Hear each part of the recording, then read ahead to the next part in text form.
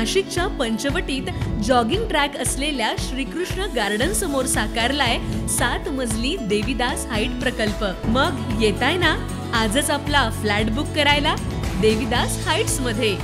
आमचा मोबाईल क्रमांक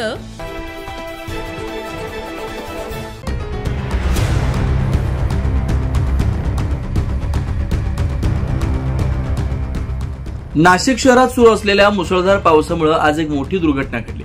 नाशिक जिल्हा रुग्णालयाच्या आवाराबाहेरील जुने आणि जीर्ण झालेले गुलमोहराचं झाड अचानक रस्त्यावर कोसळलं। या दुर्घटनेत झाडाखाली उभे असलेल्या 4 ते 5 वाहनांचं मोठं नुकसान झालं। काही वाहनं तर पूर्णपणे झाडाखाली दबली गेली।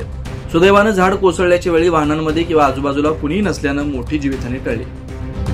पडलं झाड केव्हा झालं? साधारणतः 1 वाजेच्या दरम्यान झाड पडलेलं आहे आणि इथं मी सिव्हिल सबस्टेशनला ऑपरेटर म्हणून काम करतो। माझ्यासमोर झाडाचा कडकन असा आवाज झाला आणि साधारणतः इथं ज्या झाडाखाली गाड्या लावलेल्या होत्या त्यांचं नुकसान झालेलं आहे, पण प्रत्यक्ष बघितले असता जीवितहानी कोणत्याही प्रकारे झालेली नाही।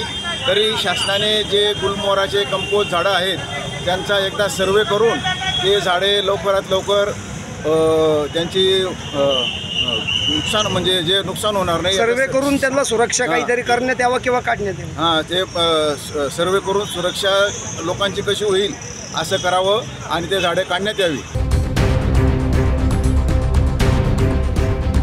सदर घटनेची माहिती मिळताच अग्निशमन दलाच्या जवानांनी तात्काळ घटनास्थळी धाव घेतली।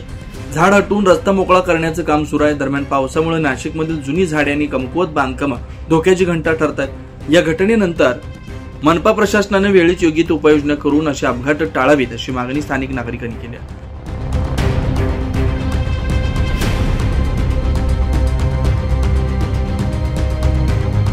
9 न्यूज महाराष्ट्रासाठी प्रतिनिधी इसाक कुरेशीसह अनिल केदारे।